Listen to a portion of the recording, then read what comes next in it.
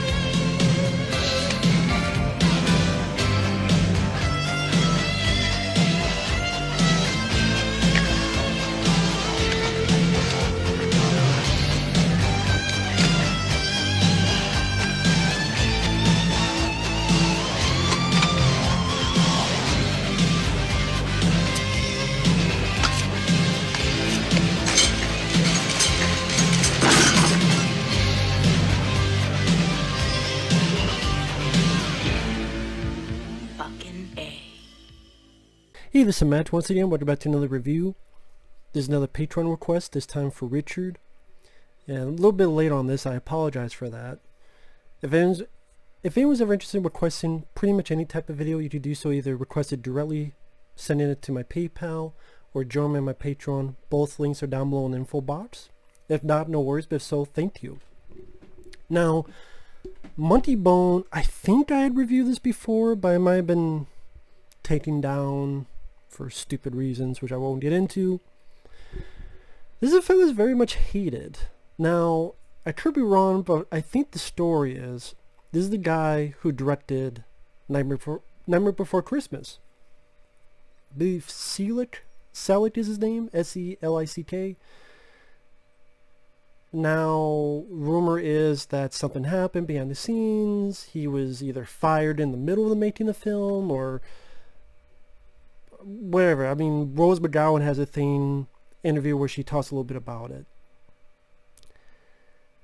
And again, this has a lot of hate, but when I saw it first back then and when I saw it now, I quite enjoy the film. I thought it was a movie that had sort of a spiritual sequel to Beetlejuice. Now, it's nowhere near as good as Beetlejuice because I like Brendan Fraser, but he's not like one of my favorite actors, but I like Brendan Fraser, who's the star of this.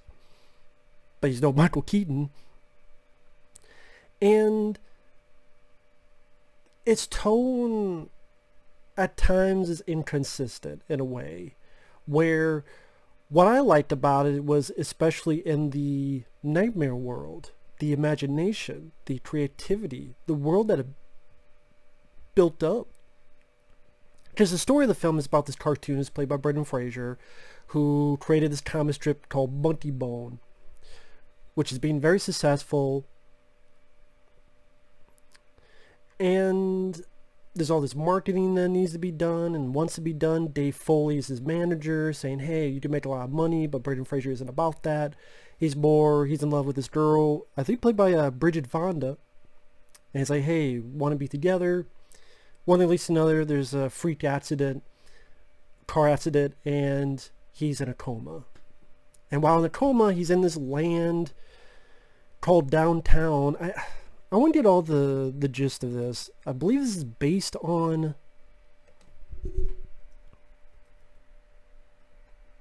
not a short story, graphic novel, Darktown. Henry Selick is the director's name. And Rose McGowan mentioned how, well, the nightmare world is called Darktown, but they didn't want to call it that because they thought that would pertain, people would think, well, dark as in black people, so they call it Downtown. I said, okay. To me, Downtown just sounds better than Darktown anyway, not because of race, but because it just, Downtown sounds better. Goes off the tongue better. But yeah, Bridget Fonda plays his girlfriend, and a lot of it's in this nightmare world where you have like a pigeon with these pigeons, but they got little tiny human heads. You have some creatures are stop motion. A lot of it is these practical suit creatures. I thought it was inventive in the designs. You have a practical elephant playing piano. Rose McGowan's in the film with some makeup, so she's a kitty. You have this stop motion, this animation Monkeybone voiced by John Turturro, which is interesting. Because I'm like, who does the voice of this? I'm like, John Turturro? That's interesting. Because I think of John Turturro is Don't Fuck with the Jesus, Big Lebowski, you know, that type of stuff. Or more serious roles, other Coen films. Yeah, I liked the imagination, creativity, and the look of the nightmare world. I mean, you got Whoopi Goldberg with an eye patch as Death. You got her sort of henchman played by Thomas Haden Church, who's a pretty good actor. You got,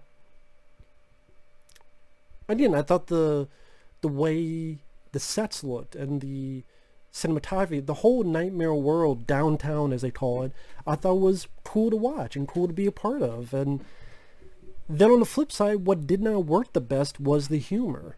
And this is a comedy, so I can see why, if that doesn't work the best, that's where a lot of people don't hate it. Perhaps rightfully so on that front. Because then the jokes are about, you hear one in the trailer, I'll be back, I choked my monkey.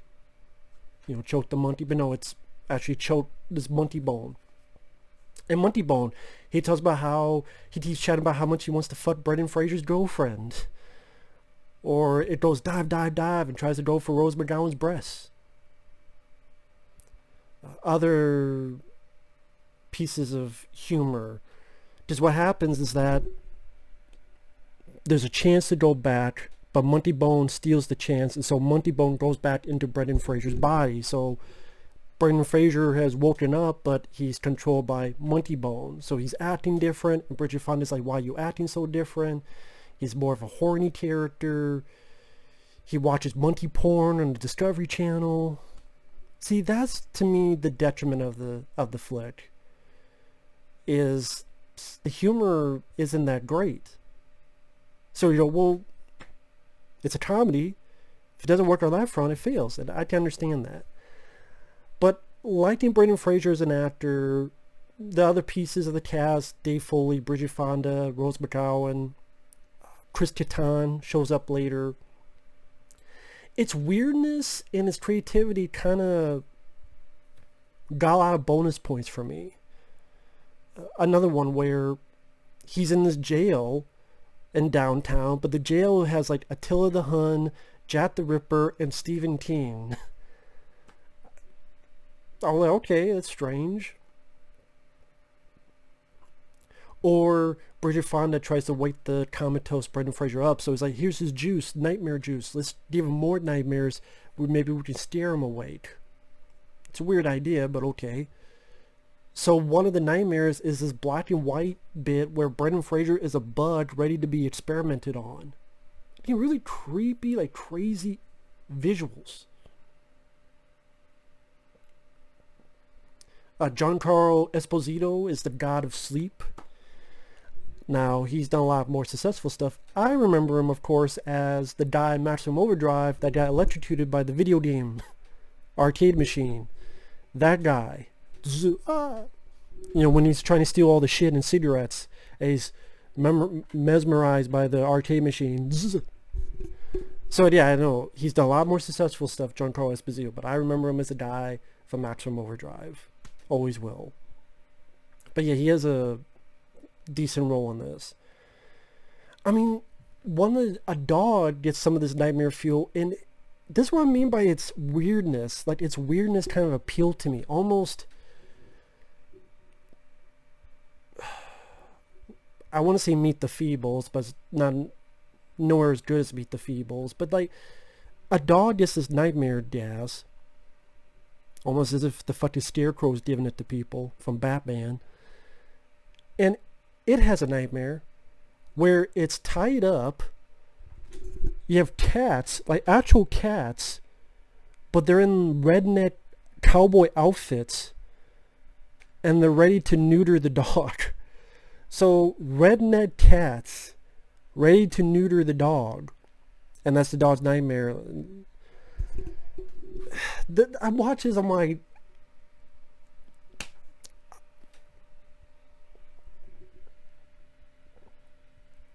a toast to Monty. I'm as strange as it is and kind of stupid as it is, but it's kind of, stuff like that was so creative and never seen that before that it just appealed to me. When you got to the third act and Brendan Fraser finally gets back because he wants to stop Monkeybone, he's given a certain time to do it, and the only body he can get is a person whose neck has been broken, and the body's played by Kattan. So here's a guy who's always having to fix his neck who's broken, chasing after Brendan Fraser who has Monkeybone. And like I said, all the humor doesn't work. Some doctors are chasing Kattan's body because he was a organ donor, and so they keep finding, picking up the guy's organs that he's falling out. They have a potential of being like a weird, quirky, funny, but I just didn't work for me. But listen, I like Brendan Fraser. I don't mind Bridget Fonda and some of the other cast members. I mean, yeah, Whoopi Goldberg is Death with an eye patch. Its tone and I don't know, if it was supposed to be funny, you wish it was more of a Peter Jackson, Meet the Feebles, Dead Alive kind of funny. Or Beetlejuice. Like Beetlejuice, that tone fit well and its jokes just seemed funnier. Here, it needed work, and maybe it's because the director got fired. I don't know all the deal. I don't know the whole story. But I can't hate the film because its look, its world was vastly creative. The story was, I mean, it's based on a graphic novel, I know, but it's,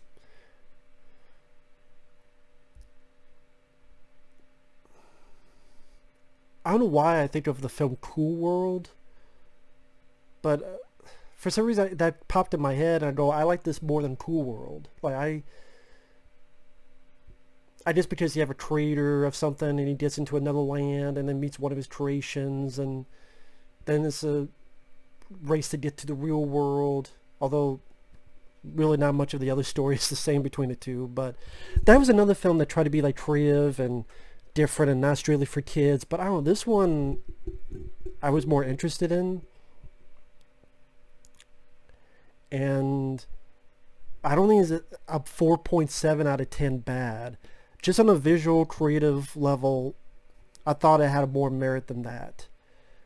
And for all that, there's so much of a disaster, so god awful, I'm like, no, I would prefer a film trying to be imaginative like this, instead of the same old over and over and over again. It just needed to work on its humor. I mean, during the marketing, when Monkeybone's in Brendan Fraser's body, one of the marketing is the Monkeybone toy with a thumb up the doll's ass, and when it comes out, this gas comes out. This is a fart gas. And that's how Monkeybone's going to put this nightmare gas in as a part of a deal of how he was able to get into the real world. And this one with the humor is like, there's some stuff here, like go the more Beetlejuice route with the humor. A bit smarter, a bit more creative on the humor aspect. Like the visuals you got, I think the cast is pretty damn decent. I think you got the tools, and I like the tools, I like the visual aspects of it, but if you worked on the humor, if you worked on the jokes, if you weren't so much that were substandard or juvenile, that's the thing, it didn't need as much juvenile humor as it turned out to be. I mean, Beetlejuice didn't really have that. The most I could think of is, great fucking model, and he rearranges his junk. But that was actually funny. The rest of it, I didn't think it was juvenile really at all. Here, it does seem like maybe you got two different ideas. You have more juvenile movie, which is its detriment, and you have this more visually creative movie. And that won out for me, because I like seeing imagination go wild in a film. I do appreciate that. Even films I don't like, I can at least appreciate that. And I like Brendan Fraser. I mean, yeah, he's no Michael Keaton or these other, but I liked him in The Mummy. Even in bad films, I've liked him in. He seems like a nice guy. First time I saw him was in Encino Man. I've liked him since then. I know he went through tough times. I hope he gets better. I do like his personality. I do think he has a nice charm to him, where hey, he seems like a nice guy. Sometimes they utilize him, try to be too goofy, like too cartoonish. So him as Monkeybone in his body wasn't the best for me, wasn't what I prefer. I prefer the actual character, the cartoonist guy. But I do think there's enough merit and creativity, imagination, look that is at least worth a watch. So overall, I did like the film. It's not a film I put in my top 10 or 20 of anything, but I did like the film. And again, I don't think it's as horrible as its reputation. Like I say, its humor just needed work.